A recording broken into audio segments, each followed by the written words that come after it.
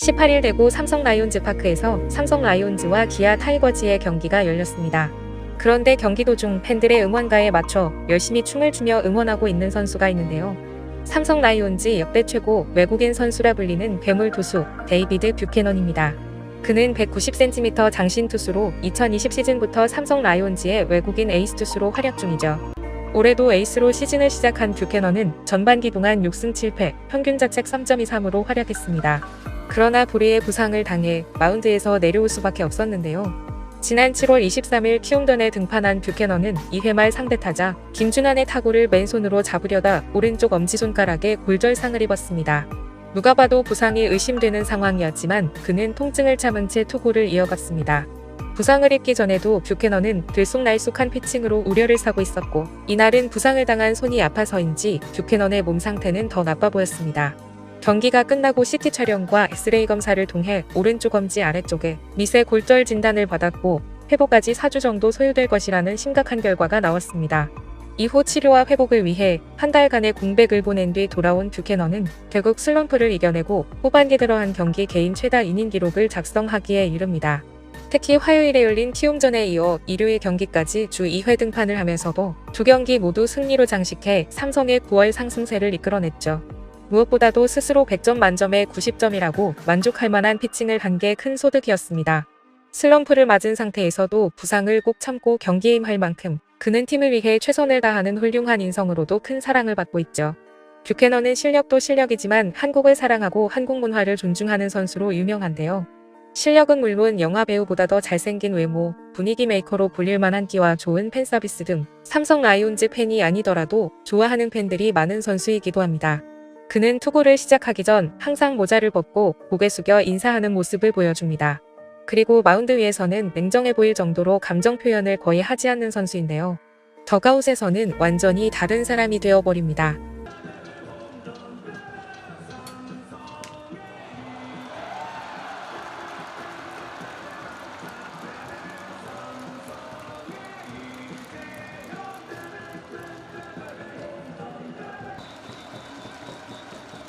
마치 응원단장이 된 것처럼 높은 텐션으로 그야말로 미친 끼를 보여주기도 하죠. 동료들이 홈런을 치면 마치 자신의 일처럼 뛰어나가 미친 듯이 함께 춤을 추며 기뻐하거나, 더가웃에서 3루 관중석을 가득 메운 팬들과 응원을 함께하는 훈훈한 모습이 보기 좋은데요.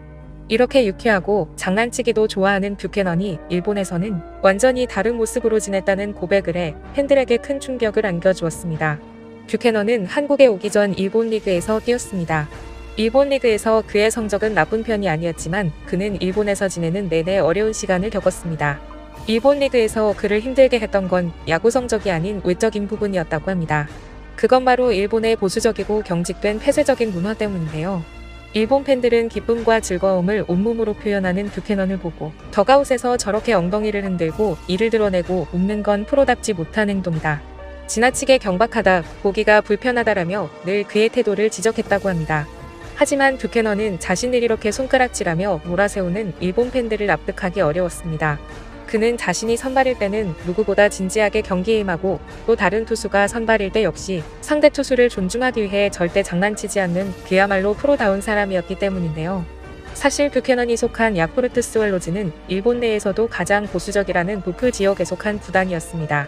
도쿄는 같은 일본이라도 도쿄 출신이 아니면 배척할 정도로 외지인 혐오 정서가 강한 지역인데요. 미국에서 온 뷰캐넌의 활달한 모습을 도쿄 팬들이 못마땅해하고 거슬려하며 그를 뒤에서 욕하고 야유를 퍼부은 것은 어쩌면 당연한 일이었습니다. 뷰캐넌은 통역으로부터 일본 팬들은 경기장에서 웃는 선수를 싫어한다는 말을 듣고 큰 상처를 받았습니다. 그는 내가 야구를 하는 이유는 팬들을 즐겁게 하기 위해서다, 팬들이 싫어한다면 최대한 웃지 않도록 노력해보겠다는 어이없는 약속을 하기도 했죠. 하지만 자신의 자리에서 늘 최선을 다해온 뷰캐넌은 일본도 야구 자체를 즐기는 분위기가 되었으면 좋겠다라며 애써 아쉬운 마음을 전했는데요. 이 말을 들은 일본 팬들은 감히 팬들을 가르치려 한다, 동양의 예의범절을 모르는 선수는 아무리 잘 던져도 도쿄에서 설 자리가 없다는 걸 알아야 한다, 여긴 미국이 아니라 일본이니 돈을 받았으면 제대로 행동해라라며 차가운 반응을 보일 뿐이었습니다. 뷰캐넌은 자신의 노력에도 바뀌지 않는 팬들의 냉랭한 반응에도 꼭 참고 버텼지만 결국 그가 더 이상 견디지 못하게 된 결정적인 사건이 터지고 말았습니다. 바로 일본 사람들이 그가 가장 사랑하는 아내 애슐리를 건드렸기 때문이죠. 뷰캐넌은 평소에도 아내에 대한 애정을 숨김없이 드러내는 사랑꾼으로 유명했습니다. 한국에서는 야구계의 최수종이란 별명이 생길 정도로 아내를 아끼는 마음이 만천하에 드러나는데요. 아름다운 외모뿐 아니라 온화한 성품을 가진 애슐리는 도쿄 야쿠르트 선수 부인회에 나가 큰 충격을 받았습니다. 우연히 만났을 때는 모두 선수 부인회에 나오라고 예의를 갖춰 말하던 일본 여성들은 막상 부인회에 나타난 애슐리에게 완전히 다른 모습을 보여주었기 때문입니다. 겉으로 품위 있는 척하던 일본 여성들은 그녀를 은근히 따돌림시켰습니다. 통역이 알아듣지 못하도록 일본말로 속삭이는 건 물론 자신들끼리 드레스 코드를 맞춰 옷을 입거나 모임 시간을 다르게 알려주어 혼자 기다리게 하는 등 유치한 행동으로 그녀에게 무안을 뒀습니다. 이것은 대놓고 나오지 말라고 하는 것보다 훨씬 더 끔찍한 일이었습니다. 스스로 못 견뎌 떠나도록 만드는 일본 문화에서 비롯된 은근한 따돌림이었죠. 겉으로는 외지인들에게 친절한 척하지만 절대로 자신들의 영역 안에 들어오게 하지 않는 일본 특유의 성향이 그대로 드러난 것입니다. 제가 혹시 일본의 예의범절을 어기고 있는 부분이 있나요? 알려주시면 고치겠습니다. 남편을 위해서라도 잘 지내고 싶은 애슐리는 선수 부인회에 정중히 부탁했는데요. 오히려 이 말을 옮겨주던 통역이 미안해서 말을 잇지 못했다고 합니다. 애슐리의 순수한 노력에도 불구하고 일본 선수 부인회에서 완전히 소외됐고 경기장에서는 홀로 떨어져 앉아 경기를 관람하는 모습도 목격됐죠. 이 같은 스트레스가 쌓인 애슐리는 결국 눈물을 보이기도 했습니다. 일본 팬들의 야유를 묵묵히 견뎌왔던 뷰캐넌도 사랑하는 아내가 아무 잘못 없이 무시당하는 것을 더 이상 참을 수가 없었습니다. 그리고 뷰캐넌은 에이전트에게 당장 미국으로 돌아가겠다는 이적 의사를 전했습니다.